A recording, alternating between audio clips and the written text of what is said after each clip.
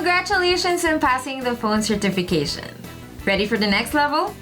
Here are my top 5 tips for live scribing. Let's go!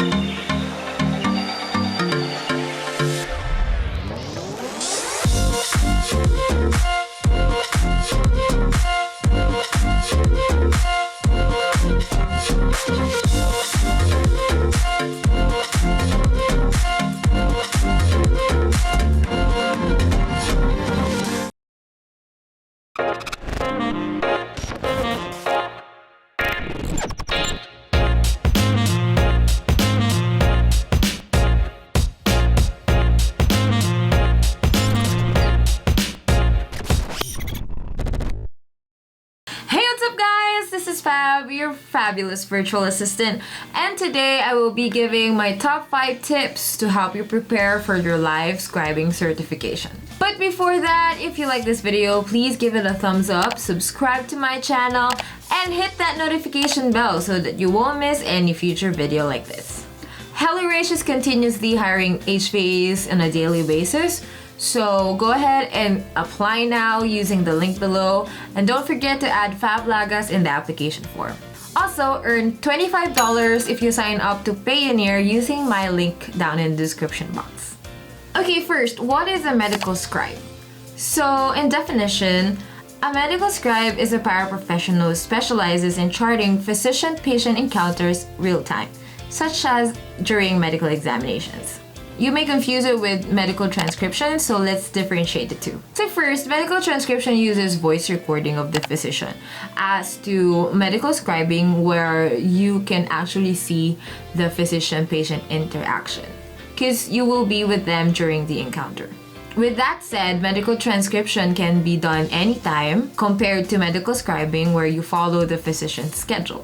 And last, medical transcription should be verbatim or like word per word compared to medical scribing where you will be the one to construct the sentences. Okay, so here are 5 tips that I think would help you in preparing for the live scribe certification. I made a separate video for the phone certification part of the training. Some of the tips there is also applicable to live scribing, so if you haven't watched it, I'll put the link here or in the description box.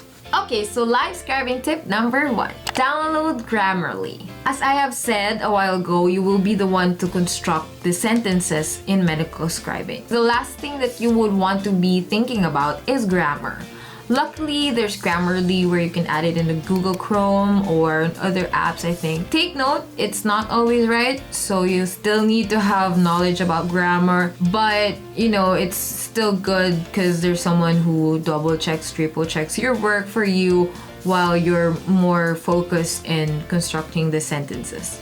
Number 2, have shortcuts for your charting template. So I know in the EMR we're using for practice, you can add a specific keyboard shortcut for that specific charting template. So yeah, try to figure out how you would add the keyboard shortcuts in that EMR, but that would be really grateful, especially if you're handling a minimum of 30 patients in a day. It's really good to have those shortcuts to make the work easier, faster, and for you to complete the charts early. I can also give you some of the templates that I use during my training days, so if you want that, just comment down in the comment section below. Number 3, participate in the live sessions with the provider. So during the training, you will be watching simulation videos. The diagnosis of the patient would be coming from the provider. We have what we call these ICD codes, or the International Classification of Diseases. So ICD codes are seen in the patient paperwork. These codes ensure that the patient is receiving proper treatment and is charged appropriately for the medical services they receive. As a medical scribe, you don't need to memorize these ICD codes, but it's important for you to know how to identify or pick the proper ICD codes for the proper diagnosis. So you need to participate during the live sessions with the provider because the provider will be giving the general diagnosis and you will be the one to suggest a ICD code for that diagnosis. And also, do not be afraid to ask for clarifications from your provider. Like in the hospital setting, you still need to be as accurate as possible. Wag naman lahat hindi mo makukuha. But, you know, if you need clarifications on the dosage, you could always ask for clarifications with the provider afterwards. Number 4, study the Book of Styles. The Book of Styles is a reference guide for medical transcription or health documentation. So it is the standard of grammar, punctuation in medical transcription or medical scribing. If you want me to do a video about it, you could just comment down in the comment section below. And last but not the least, and the most important one, Google is your friend. Google is your friend. I mean, pag may hindi ako familiar na medication, pag may hindi ako familiar na hospital or clinic or radiologic facility, ginugoogle ko lang. Anything na hindi ko maintindihan, ginugoogle ko muna bago ko i-clarify sa provider. Pag di ko na talaga kaya, tsaka ako na lang tatanungin sa ulit. Because you know, minsan di mo talaga maintindihan because of the accent. So, tinatanong ko talaga sa kanya, minsan pinapaspell ko pa sa kanya, tapos masasabi ko, yung pala yun. Ganon. Bonus tip! Actually, yung kapatid kong bunso yung nagsabi sa akin ito. It's called Picture-in-Picture. You can install it as a Google Chrome extension.